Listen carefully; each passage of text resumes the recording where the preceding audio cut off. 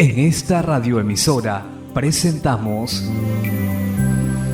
Llaves para vivir con éxito, a cargo del internacionalmente conocido maestro de la Biblia y escritor Derek Prince, quien comparte su experiencia personal y ministerio cristiano en Llaves para vivir con éxito.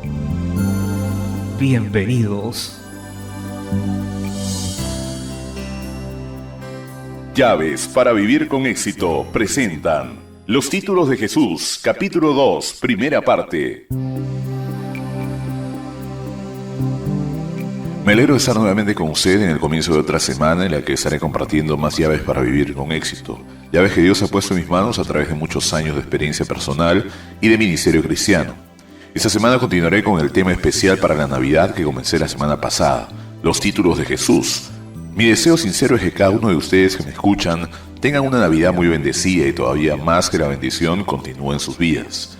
Sin embargo, para recibir una bendición real y que permanezca más allá de la Navidad, una cosa es esencial, que pongamos y mantengamos a Cristo en el centro de la Navidad. Sin Cristo la Navidad pierde todo sentido. Sin Cristo la Navidad pierde todo significado.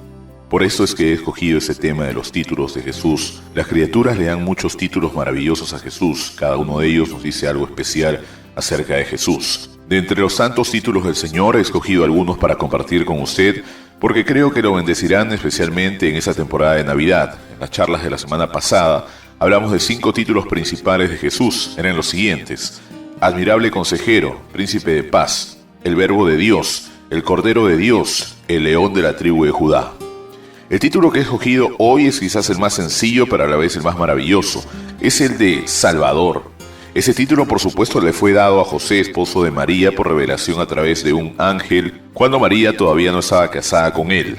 Eso es lo que dice el ángel: y daré a luz un hijo y llamará su nombre Jesús, porque él salvará a su pueblo de sus pecados. Eso significa Salvador.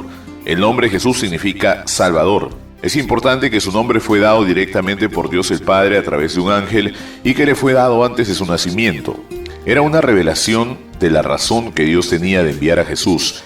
Él lo envió para salvar a su pueblo de sus pecados. En hebreo el nombre Jesús es Yeshua, que es otra forma del nombre conocido en el Antiguo Testamento como Yeshua, de donde viene el nombre Josué. El nombre Yeshua significa salvación del Señor. Es interesante ver la vida y el papel de Josué en el Antiguo Testamento.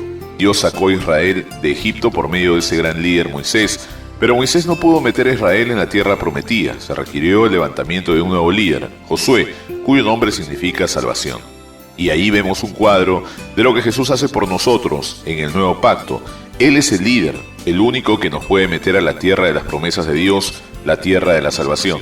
Es importante ver cuando el nombre fue dado que la salvación en su aplicación está en una persona. No es solo una religión, mandamiento o rituales. Todo esto puede estar bien, pero en sí mismos no son suficientes para proveer la salvación.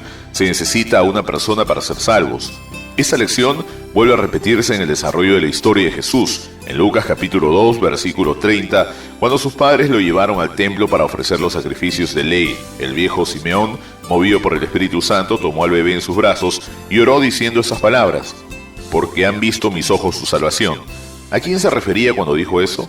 Se refería al bebé que sostenía en sus brazos. En ese bebé, en la persona de Jesús, está la salvación del Señor. Más adelante, en el ministerio público de Jesús, él mismo se invitó para visitar la casa de un recaudador de impuestos llamado Zaqueo. Todos creían que Zaqueo no era lo suficientemente bueno para recibir a Jesús en su casa y comenzaron a murmurar. Pero cuando Jesús hubo entrado en su casa, el Señor le dijo a Zaqueo en Lucas capítulo 19, versículos 9 y 10, Jesús le dijo: hoy ha venido la salvación a esa casa por cuanto él también es hijo de Abraham, porque el Hijo del Hombre vino a buscar y a salvar lo que se había perdido. ¿De qué manera entró la salvación en casa de Zaqueo? La salvación entró en la persona de Jesús cuando Jesús entró en esa casa, recibido y bienvenido por Zaqueo. La salvación entró con él. La salvación de Dios no estaba en la ley o en la religión, está en una persona, y tenemos que conocer a esa persona para conocer la salvación.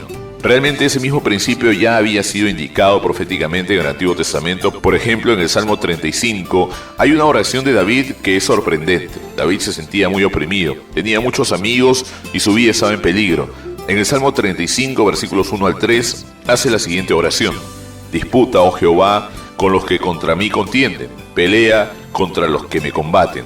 Echa mano al escudo y al pavés, y levántate en mi ayuda. Saca la lanza, cierra contra mis perseguidores. Di a mi alma, yo soy tu salvación. Esa es una oración trascendental, porque no dijo sencillamente sálvame, sino preséntame como mi salvación.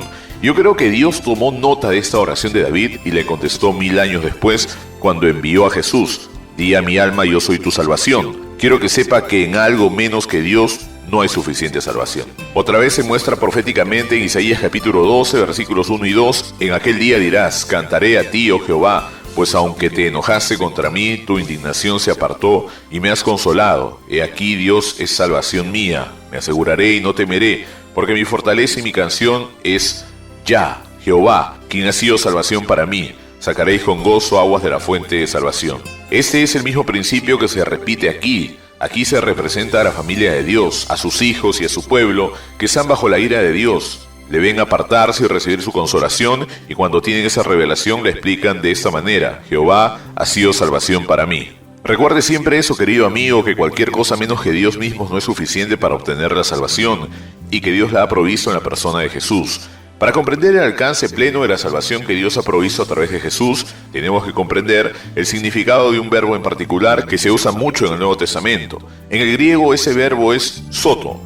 Normalmente se traduce salvar, pero también se traduce de otras maneras. Muchas veces esa palabra soto se traduce como sanar, curar, etc. Pero cada vez que se usa quiere decir que es una parte de todo lo que Dios ha provisto en Jesús, nuestro Salvador. Es la gran salvación provista por nuestro Señor Jesús. Por ejemplo, esa palabra se usa en la sanidad de una enfermedad incurable. Una mujer que padecía de un flujo de sangre que no podía ser curada médicamente, se le acercó a Jesús por detrás entre la multitud y en fe tocó el borde de su manto y fue inmediatamente sanada. Cuando Jesús la identificó, le dijo lo siguiente en Mateo: ten ánimo, hija, tu fe te ha salvado. La mujer fue salva en aquella hora. La palabra en griego es soto. Tu fe te ha salvado o sanado. No solo se refería a la salvación de su alma, también se refería a la sanidad de su cuerpo. Esa misma palabra es usada también para la liberación de enfermedades mentales y opresión de demonios. En Lucas 8 leemos sobre un poseído que tenía una legión de demonios, pero vino a Jesús y él echó fuera a los demonios y los sanó.